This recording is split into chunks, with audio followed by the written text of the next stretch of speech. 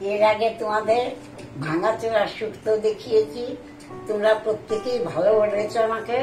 তো এইবার একটা নতুনত্ব দেখাই, লাউয়ের শুক্তো। জানি না তোমরা করো কিনা।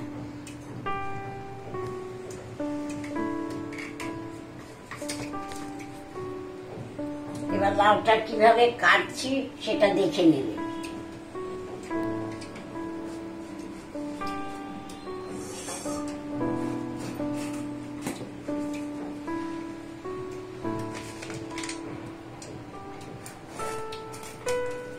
দেখো টুকরো করছি, এবার ঝিরি করে কাটবো। এই যে লাউটা যে ছাড়াচ্ছি না, এই খোসাটা কিন্তু ফেলবে না, কেন পয়সা দিয়ে কেনা এবং খেতে কেমন লাগে তোমাদের করে দেখাবো। এরপরে খোসাটা রেখে দাও, পরে আগে শুক্তোটা কাটি, তারপরে দেখাবো। ঠাকুমার আজকাল শরীরটা খুব একটা ভালো থাকে না, প্রায় গিয়ে একটু পরপর গিয়ে শুয়ে পড়ে। তাও তোমরা রিকোয়েস্ট করেছো বলে আবার একটা রেসিপি নিয়ে এসেছে আজকে। অ্যাকচুয়ালি দুটো রেসিপি তোমাদেরকে আজকে করে দেখাবে।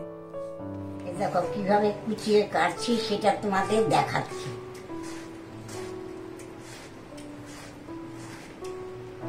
এই দেখো, এটাকে আরো কুচি করবো। এই যে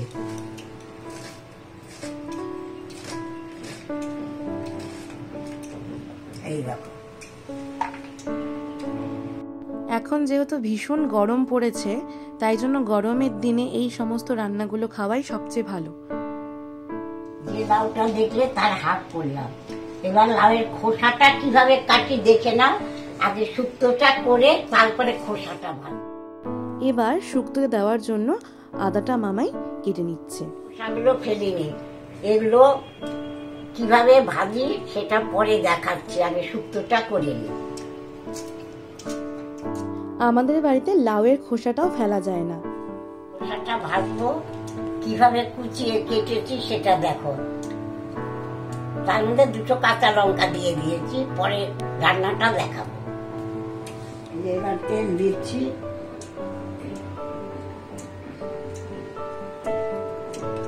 তেল খুব লাগে না, শুক্তো তো বড়িটা ভাজবে, সেরকম পরিমাণ অত দরকার নেই, অল্প পরিমাণে হয়। এই দেখো বড়িটা ভেজে নেব। তেল গরম হয়ে যাওয়ার পর বড়িটা এর মধ্যে ভেজে নিচ্ছে ঠাকুমা।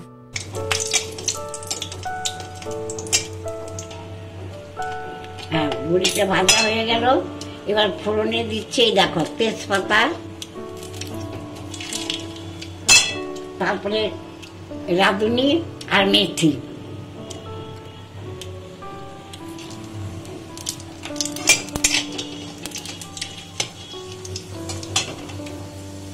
এবার লাউটা দিয়ে দিচ্ছি।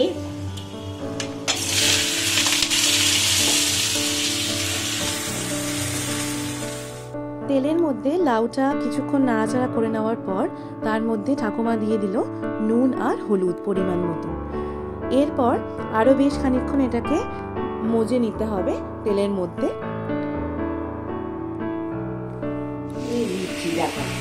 একটু মিষ্টি মিষ্টি হলে শুক্তো তো ভালো লাগে খেতে।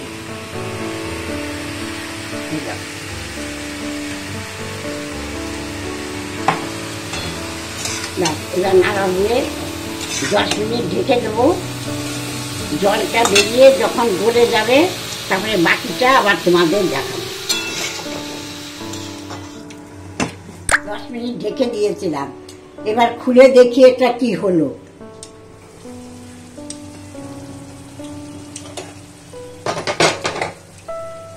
দেখো একদম সেদ্ধ হয়ে গেছে লাউটা।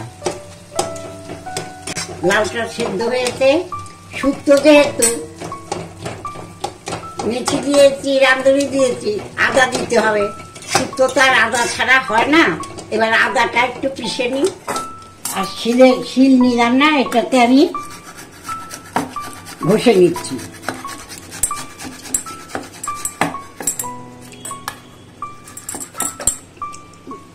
দেখলে আদার পরিমাণটাও দেখে নিলে, যতটুকু লাউ সেই আন্দাজে আদাটা দেবে। শুক্তো তো বাড়িতে করোই তোমরা।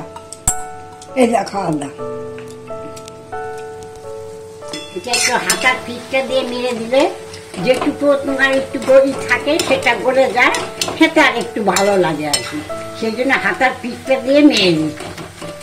এবার দেবো, আদা দেওয়া হয়ে গেল, এবার দেবো একটু আটা গুঁড়ো ছিটিয়ে দেবো।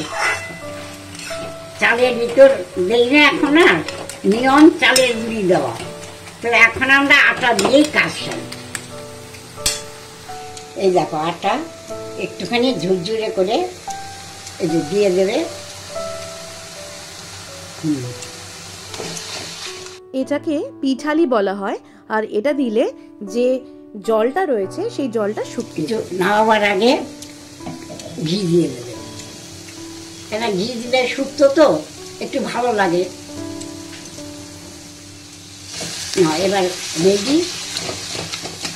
এবার নামিয়ে গরম ভাতের সাথে, শুক্তোটা একটু ঠান্ডা হলে খাবে, শুক্তো তো ঠান্ডা জিনিস, আর গরমকালে এটা যে এখন গুমোট গরম, এই সময়তে খুব ভালো লাগে।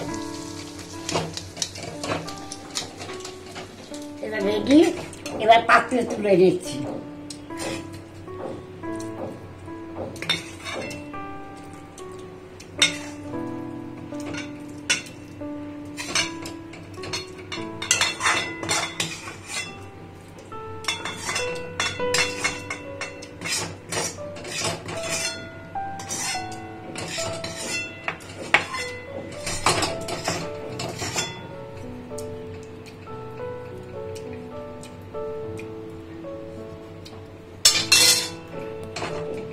এবার লাউয়ের শুক্তো দেখালাম, খোসাটা তোমাদের দেখালাম, ফেললাম না।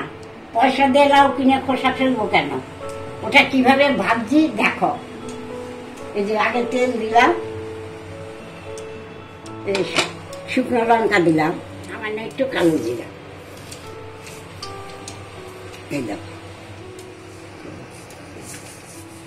তেল গরম হলো, দেখলে শুকনো লঙ্কা আর কালো জিরা দিলাম ফোড়নে। এবার এই যে লাউয়ের খোসাটা, এর মধ্যে দুটো কাঁচা লঙ্কাও ফেলে দিয়েছি।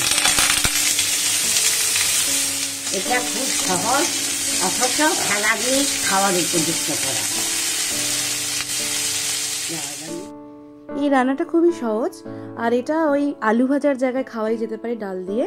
নুন হলুদ দিয়ে দিল ঠাকুমা, এবার ভালো করে নাড়াচাড়া করে নেবে।